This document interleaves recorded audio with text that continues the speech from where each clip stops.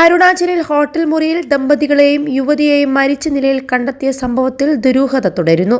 ആത്മഹത്യയാകാമെന്നാണ് പോലീസിന്റെ പ്രാഥമിക നിഗമനം. എന്നാൽ വിശദമായ അന്വേഷണത്തിനും പോസ്റ്റ്മോർട്ടത്തിനും ശേഷം മാത്രമേ ആത്മഹത്യയായിരുന്നോ കൊലപാതകമാണോ എന്ന കാര്യത്തിൽ വ്യക്തത വരികയുള്ളൂ എന്നാണ് പോലീസ് പറയുന്നത്.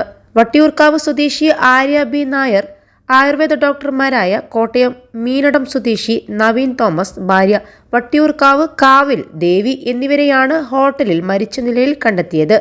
ഇവർ എന്തുകൊണ്ട് അരുണാചൽ തിരഞ്ഞെടുത്തു എന്നതടക്കം നിരവധി ചോദ്യങ്ങൾക്ക് ഉത്തരം കണ്ടെത്തേണ്ടതായിട്ടുണ്ട്. നവീനും ഭാര്യയും വീട്ടിൽ നിന്ന് ഇറങ്ങിയത് കഴിഞ്ഞ മാസം 17-നാണ്. എന്നാൽ 10 ദിവസത്തിന് ശേഷമാണ് തിരുവനന്തപുരത്ത് എത്തിയത്.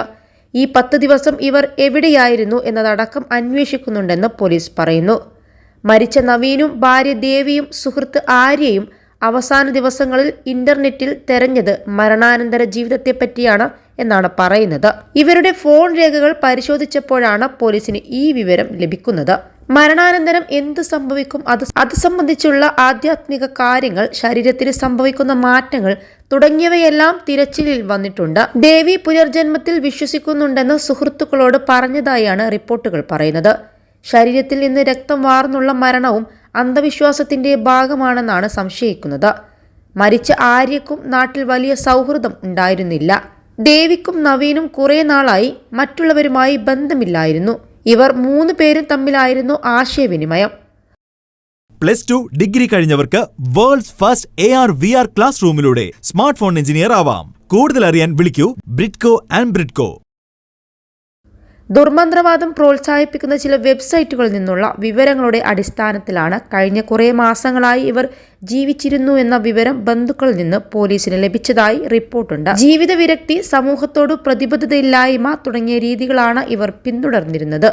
ചില ആരാധനകളിലൂടെയുള്ള നിർവ്വാണമാണ് ഇവർ തിരഞ്ഞെടുത്തിരുന്നത്.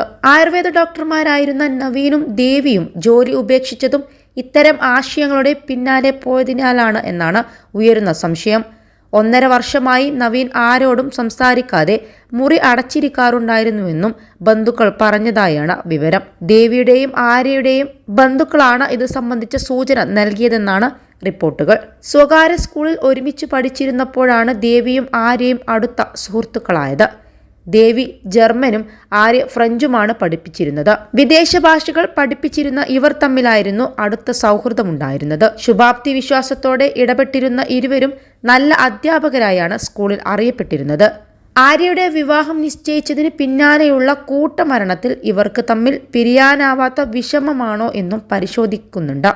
21 ലക്ഷത്തോളം സന്തുഷ്ടരായ ഉപഭോക്താക്കളും 2 ലക്ഷത്തോളം തിമിര ശസ്ത്രക്രിയകളും പൂർത്തിയാക്കിയ മലബാറിലെ ഏക കണ്ണാശുപത്രി അൽ സലാമ ഹൈ ഹോസ്പിറ്റൽ റോഡ്, പെരിന്തൽമണ്ണ.